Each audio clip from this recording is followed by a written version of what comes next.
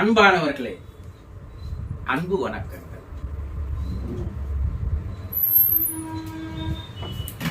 நீங்கள் நிம்மதி இல்லாமல் இருப்பது ஏன் உங்களுக்கு தெரியுமா? மனிதன் எதை தேடுகிறான்? ஓடி ஓடி ஓடி சேர்த்தாலும் கூட கடைசியாக அவனுக்கு என்ன இல்லை? நிம்மதி இல்லை, அமைதி இல்லை. இந்த நிம்மதியை அமைதியை தேடி அவன் எங்கெங்கோ ஓடுகிறான் இல்லையா? நிம்மதியே இல்லைங்க எனக்கு. நானும் தேடி பார்க்கிறேன், எங்கேயுமே கிடைக்கல. நிம்மதி என்ன கடையில் விற்குமா கிலோ கணக்குல? விஞ்ஞானமும் அறிவியலும் கூட இன்றைய உச்சத்தில் இருக்கிறது. ஆனால் மனிதனுக்கு நிம்மதி என்பதை கண்டுபிடிக்க முடியாமல் திணறுகிறது. உங்ககிட்ட எல்லாம் இருக்குது, பல பேருக்கு இல்லையே என்று குறை. வறுமையில் இருப்பவனுக்கு பசி, உணவு இல்லையே என்று குறை. வசதி படைத்தவனுக்கு உணவு உண்ண முடியவில்லையே என்று குறை. அப்ப ஏதோ மனிதர்களுக்கு ஏதோ ஒரு வகையில் ஏதோ ஒரு குறை இருக்கத்தானே செய்கிறது. இன்றைய மனிதர்கள் உணவுக்கு பதில் மாத்திரையே உணவாக சாப்பிட்டு வாழ்கின்றார்கள். கோடீஸ்வரர்கள், பணக்காரர்கள். ஏன்னா அவனால உணவு உண்ண முடியல, உணவு இல்லைன்னு தவிக்கிறான், உணவு உண்ண முடியலன்னு தவிக்கிறான். இப்ப நிம்மதி அமைதி என்பது உலகில் நீங்கள் எங்கு தேடி சென்றாலும் அது கிடைக்காது.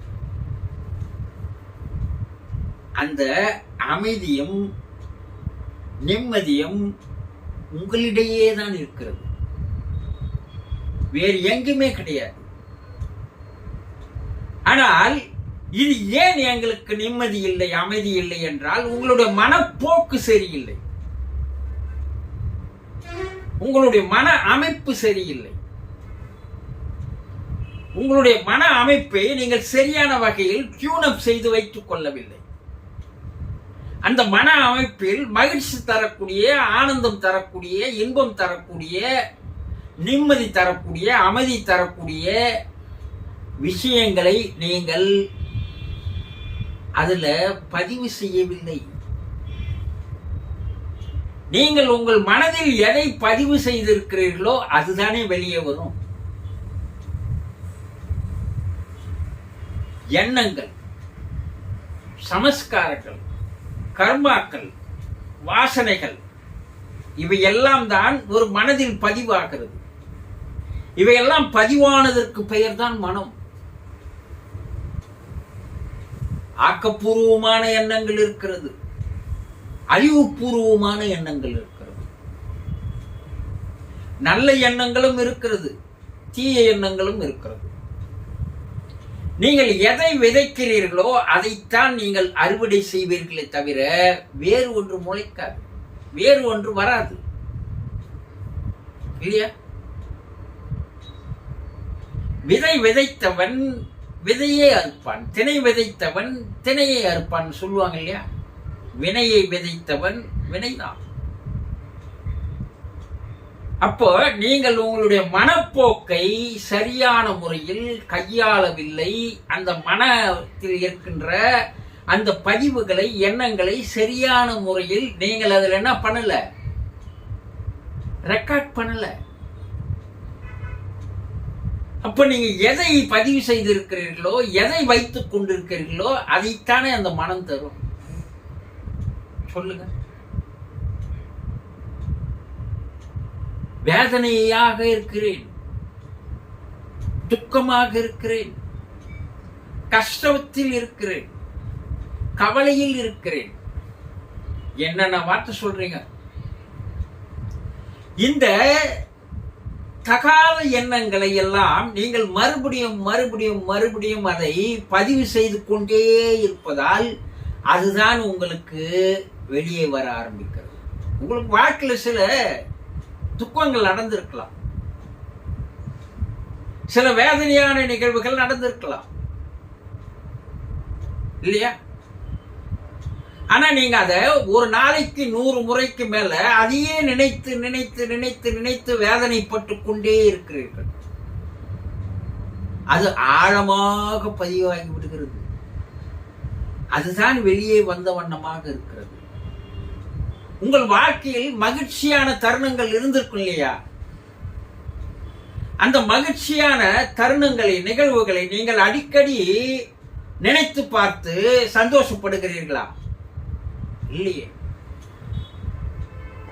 ஆனா இந்த துக்கமாக நடந்த நிகழ்வுகளை மட்டும் அடிக்கடி நினைக்கிறீர்களே, ஏன்?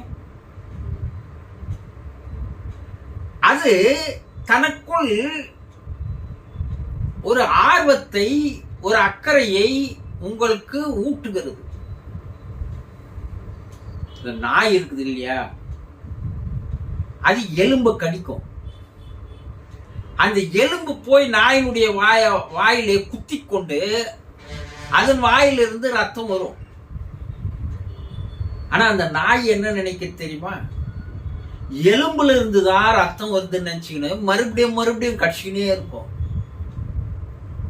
தன்னிடமிருந்து ரத்தம் வருகிறது என்பது அதற்கு தெரிவதில்லை.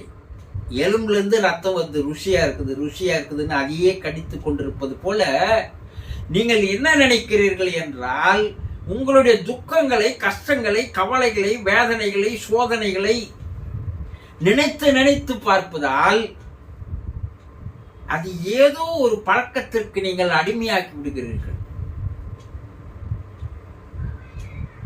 மது அருந்துபவனுக்கு அதை குடித்துக் கொண்டே இருக்க வேண்டும் என்ற ஆர்வத்தை தூண்டுவது மனம். அந்த மனம் என்ன பண்ணுது? மறுபடியும் மறுபடியும் போ போ, நேரம் ஆயிடுச்சு, நேரம் ஆயிடுச்சு, போ போனும் போது அவன் சிந்தனை தடுமாறி விடுகிறது, புத்தி பேதலித்து விடுகிறது, அதை நோக்கி ஓடுகிறான். குடித்த பிற்பாடுதான் அவன் மனம் என்ன ஆகுது? சமாதானம் ஆகுது. ஏன்னா அது பழக்கத்திற்காக அந்த மனத்தை அவன் அடிமைப்படுத்தி பழக்கத்திற்கு அடிமையாக்கி விட்டான். அதே போலதான் நீங்க என்ன நினைக்கிறீங்க?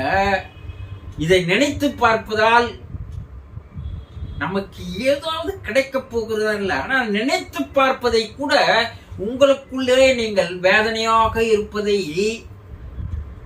மற்றவர் பார்க்கும்போது நம் மீது ஏதாவது கரிசனம் கொள்வார்களா என்று உங்களுக்கு நீங்களே அழித்துக் கொள்கிறீர்கள்.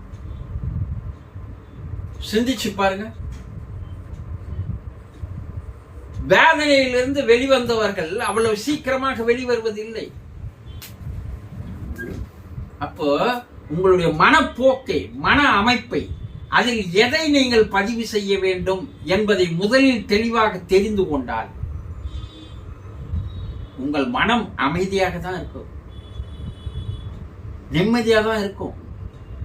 இந்த மனம் அமைதியாக நிம்மதியாக இருக்கக்கூடிய நிகழ்வுகளை 1-2 நடந்திருந்தாலும் கூட அதை மறுபடியும் மறுபடியும் மறுபடியும் நீங்கள் ரீரெக்கார்டு செய்து கொண்டே வந்தால் உங்கள் வாழ்க்கையில் ஏற்படுகின்ற துக்கங்கள், கவலைகள், கஷ்டங்கள், கவலைகள், வேதனைகள், சோதனைகள் எல்லாம் மறைந்து போய்விடும்.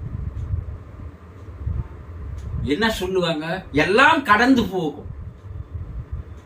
அது உங்க கூடவே இருக்கிறது. எப்படி காரணம்? நீங்க அதை பிடிச்சி வச்சுக்கிறீங்க, அதனால அது கடந்து போவதில்லை. அதை நீங்க விட்டுட்டீங்கன்னா அது கடந்து போய்விடும். இந்த மனப்போக்கு உங்களுக்கு வந்துவிட்டால் உங்களுக்கு நிம்மதி என்பது உங்களுக்குள்ளேயே மலர ஆரம்பித்து. புரிந்து கொண்டீர்களா? சந்தோஷம்.